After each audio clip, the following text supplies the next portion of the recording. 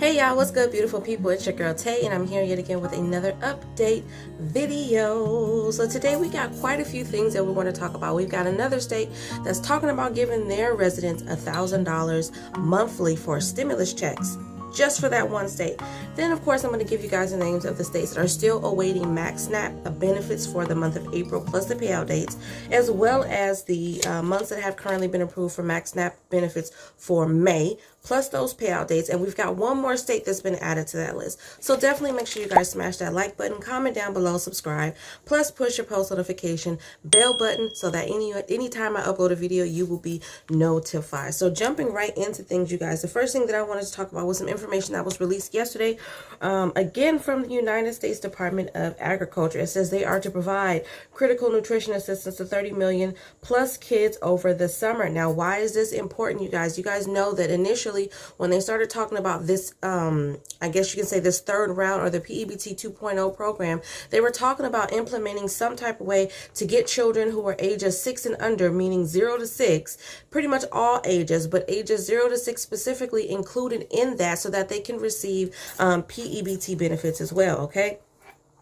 It says the U.S. Department of Agriculture announced yesterday a new effort funded by the American Rescue Plan to provide adequate nutrition to more than 30 million children over the summer by expanding pandemic electronic benefit transfer benefits. Summer months are difficult for low-income children because they lack access to school meals that fill a nutrition gap during the school year. I've been talking about that a lot. That's what they're trying to do, is cut back on the child food insecurity that they see finally is going on in the world. So generally what they're trying to say is that for children who are out of school in the summertime, you know, they're not getting those 2 meals. They're not getting that breakfast, and they're not getting that lunch.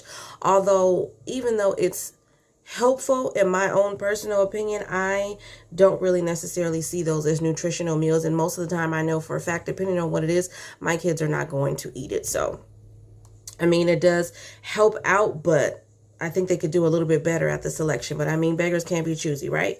So when school is out of session, summer feeding programs, considered a lifeline for some families, reach just a small fraction of typically less than 20% of the number served during the school year. This summer, USDA will offer P-EBT benefits to all low-income children of all ages, helping families put food on the table during the pandemic. Okay, and then we've got some feedback from Agriculture Secretary Tom Vilsack. He says the expansion of P-EBT benefits over the summer is a first of its kind game-changing intervention to reduce child hunger in the United States. By providing low-income families with simple benefit over the summer months, USDA is using an evidence-based solution to drive down hunger and ensure no child has to miss a meal. Okay, now we all know that P-EBT was actually established last year in March of 2020 to provide food money to families to make up for meals missed when schools have closed, you know, unfortunately due to the pandemic. Okay. It says P-EBT builds on lessons learned from USDA's summer EBT pilots, which began in 2011 and have proven successful at reducing severe food insecurity as well as improving the quality of children's diets. Recent research by the Brookings Institute confirms P-EBT also has measurable impact on food insecurity, decreasing food hardship faced by low-income children by 30% in the week following benefit issuance.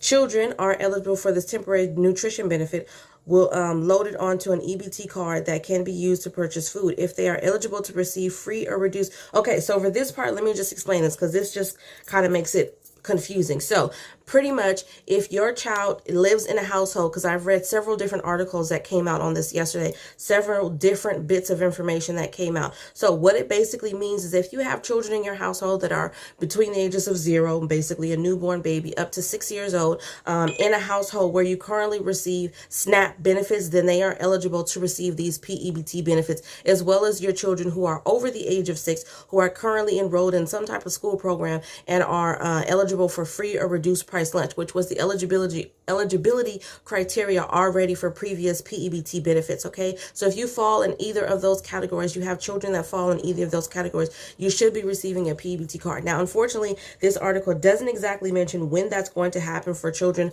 under the age of 6. And we're still waiting for pretty much, I want to say about 20 more states to actually get added to the P-EBT approval list anyway. So it doesn't say how much, but it does give you it doesn't say when, but it does give you an estimate of how much. It says families of eligible children typically receive $6.82. So that's what the 15% increase for P-EBT per weekday, or roughly $375 per child over the summer month. So for the summer months, they're saying that there's an estimated amount of $375 of EBT, pandemic EBT benefits that you should be receiving per child. Okay, so I think that's definitely going to help a lot of households. I know it's going to help mine. You guys know I have a whole bunch of children. Although I won't be receiving those benefits for all of my kids, I still will be receiving some of those benefits. Okay, so I know that that's definitely going to help my household, and I do believe that it's going to help a lot of people do the right thing. Don't sell them, and actually use them for food. Feed your family, okay? Because I know there are some people out there that's trying to get that quick money under the table. No, no, no, no, no. I understand that times are hard, but you know what I'm saying? Nothing brings a family together. I'm going to keep saying it's like a home-cooked meal. Sitting down and cherishing your time with your family is more important than anything to me right now. So help is here for financially stressed families trying to put food on the table, said Stacey Dean, Deputy Undersecretary for USDA Foods, Nutrition, and Consumer Services. Our nutrition assistance programs are powerful tools that are critical to America reaching a full and equitable recovery from the pandemic. So I will continue to follow the story as usual to let you guys know when, if they release any additional information about when they're going to be releasing these benefits, especially for the children under the age of 6. Now, I do know that for under the age of 6, benefits will be retroactive all the way back to October versus for kids that over the age of 6, benefits will be retroactive all the way back to August. For those who didn't get the P-EBT extensions for month August and September, they'll get benefits back to August. However, if your state received them for August and September, then you'll get them starting in October. Okay, so again, I'll follow that story just to make sure that whenever they do release any information talking about when those benefits will be released, I can let you guys know. Now, let's talk about this $1,000. Where is it? Where is it? There we go. Okay, so it says Senator Josh Hawley wants to send $1,000 monthly checks to families with kids under the age of 13, but provide less to single parents. Hawley rolled out a plan for a new parent tax credit yesterday, okay? It would distribute $1,000 payments to married couples and slash that in half for single parents. So $500 a month for single parents, okay? Which I think it actually should be backwards, don't you think? Because if you're a single parent, then that means that you have less help because you don't have the other parent in the household. So I think it should be $1,000 for single parents and then $500 for married parents, because if they're married and in their household, then they have both their incomes combined, or just keep it at $1,000 for everybody. But hey, experts said the plan contained design flaws that could hurt low-income workers during the recessions. Senator Josh Hawley introduced this credit again yesterday, aimed at offsetting the high cost of raising a child. It reflects a push among some conservatives to increase federal spending on families. The proposal would establish a new fully refundable tax credit of $6,000 for single parents and $12,000 for couples, meaning families with minuscule or no tax obligations would qualify for the payment. Millions of working people want to start a family and would like to care for their children at home, but current policies do not respect these preferences, Hawley said in a news release. American families should be supported no matter how they choose to care for their kids. Now, that I can get down with. I agree with that. I definitely do. I think that American families should be supported. And I'm not trying to say that families with children are in more need of families that don't have children. But the honest truth of the reality is there is more mouths to feed. And it is harder to take care of yourself and one extra person or 2 extra people or 3 extra people, however many children you have, versus only having to care for yourself. Again, I'm not saying that one is more significantly important than the other, or whatever. Those words mean the same thing. I'm not saying that one is more important than the other, but I'm just stating the facts that it is more difficult to take care of more people than it is to take care of just one, okay?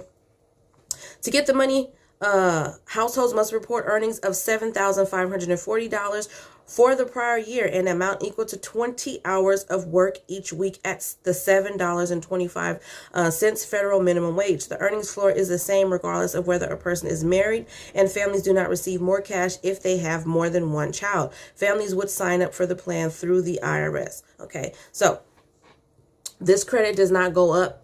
based off of how many children you have. So it would just be the $500 a month for single parents, no matter how many kids you have in your household, and then $1,000 for, what do you call that, for a married couple. So I definitely think that that is some more great news. I mean, this is for, where is he at? It doesn't say, but wherever he's at, or is this just in general? I'm sorry, you guys. I thought this was for a specific state. I'm starting to think that maybe this is, I think this is, no, because our federal minimum wage in California is not $7.25.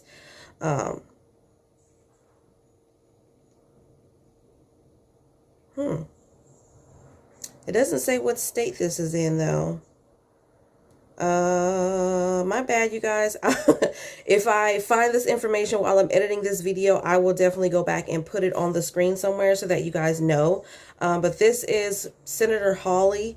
I don't know what state he represents, but yeah, the way that it's written here, I thought it would give me the information on the state. It doesn't say that, but yeah, I'll see if I can find some more information. If I don't put it on this video when I go back and edit it, I do plan on doing a live. I know I keep saying this, and I've been saying this a couple of times, but you guys know I had all my babies here. I had so much work that I had to do. I had to do all of their hair. And my oldest is 14 years old, going on 25. And she was, Mom, I got a party to go to, and I need you to redo my hair. So I had to do her hair, redo her braids, and all of that kind of stuff. And I was just burnt out. I was tired. However, today, I do have somewhere that I need to be at 2 p.m. Pacific Standard Time. I'm hoping that I'm done with that by 4 o'clock so I can be here between 5 and 6, in which case I will be going live. I know that that's going to be late for some of you guys in other states whose time is behind me. But you guys can always go back and watch this video. But I am going to go through every state that has currently been approved for pandemic EBT. And I'm going to give the information that's listed on the site. Now, because this is already going to take so much time in that video, I'm not going to be searching multiple sites for one state. I'm going to try to keep it to maybe 2 sites to see if I can get information and give that to you guys. Because I know you guys have been asking about when those P-EBT payout dates are going to be. Okay, so just bear with me and just make sure that you guys go live with me later on. Like I said, if you don't have a chance, if you can't do that, if you're already snug in your beds, then just check it out when you wake up the next morning. Okay, now moving on, the last thing that I wanted to tell you guys about, there's so much more information that I want to give you guys, but I think I'm going to do that in a separate video. Let me give you guys the names of the states that have currently been approved for emergency SNAP max benefits for April, but are still awaiting their payments. So I'm not going to give you every state, just the ones that have not yet received their payments for April. Okay, so far we have Arizona, regular issuance dates. California, May 16th. Arizona, April 15th, 20th, and actually, you should have already received yours. April 15th, 20th, and 25th. DC, regular issuance dates. Georgia, April 25th, 27th, 29th, and 30th. Hawaii, May 10th. Colorado, April 21st through the 27th. Idaho, May 11th through the 15th. Illinois, based on your case numbers, between April 22nd and the 30th. And then weekly catch-up starting May 3rd. Louisiana, April 8th, 15th, 22nd, 29th, and May 6th. Hold on. Delaware, April 28th.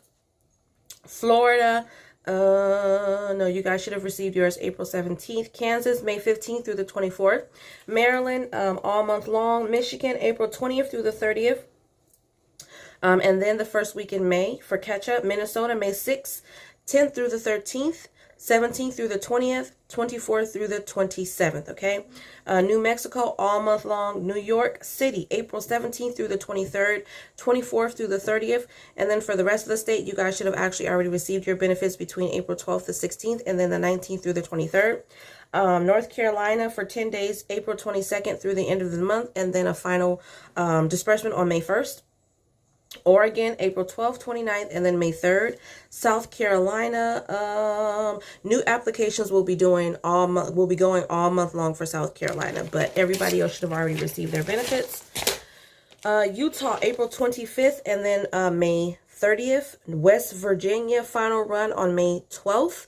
Vermont, May 14th. New Hampshire, April 5th, 12th, 19th, 26th, and then again, May 4th, 5th, 11th, 18th, and 25th, and then the final run June 1st. South Dakota, May 23rd and May 31st. Wisconsin, you should have already received your benefits, but catch up for late and reinstated cases will be June 6th. Connecticut, April 27th and 28th, and then every Friday until all apps are completed, okay? So that was for April, Max SNAP benefits. Now, for the month of May, Max SNAP benefits. We only have 1, 2, 3, 4, 5, 6, 7, 8 states that have currently been approved. Our new month is Wyoming, okay? So Wisconsin, we have May 22nd and catch up July 10th. Maryland, all month long in May, May 1st through the 31st. New Jersey, May 1st through the 5th, normal issuance dates. Hawaii, June 14th. Kentucky, May 2nd through the 19th. By regular issuance dates, last number of your social security number, and the new applications will be provided those benefits the day after approval. North Carolina, May 22nd through the 31st. Washington, regular issuance dates, and then Wyoming, you guys know that it goes by the first letter of your last name. So A through D, May 2nd, E through K, May 3rd, L through R, May 4th, and S through Z, May 5th. New apps the day after approval, okay? Now, for pandemic EBT, of course, I'm not going to give you the payout dates because I'm going to do that later on in a separate video. I don't know if I'm going to do it live. If you guys think I should just do it live, if you want to go live with me later on, then just let me know in the comment section below. Either I'm going to do it live or I'm going to just record the video. But I think it'll be better if I just do it live. So that way, if you guys do have any extra questions that I can answer for you in between those dates that I'm going to be putting out, that I can do that. All right, so for pandemic EBT. Okay, this is as of today on the United States Department of Agriculture website. Alabama, Arizona, Colorado, Connecticut, Delaware, D.C., Florida, Hawaii, Idaho, Illinois, Indiana, Iowa, Kansas, Kentucky, Louisiana, Maine, Massachusetts, Michigan, Minnesota, Montana, Nebraska, New Jersey, New Mexico, New York, North Carolina, North Dakota, Ohio, Pennsylvania, Puerto Rico, Rhode Island, South Carolina, Tennessee, Texas, Utah, Vermont, Virginia, Washington, West Virginia, and Wisconsin. Okay, so thank you guys so much for joining me for my video. I hope this information was in some way helpful or useful to you guys. Remember to live, love, and elevate, and I will definitely see you guys in the next video. Peace, beautiful people.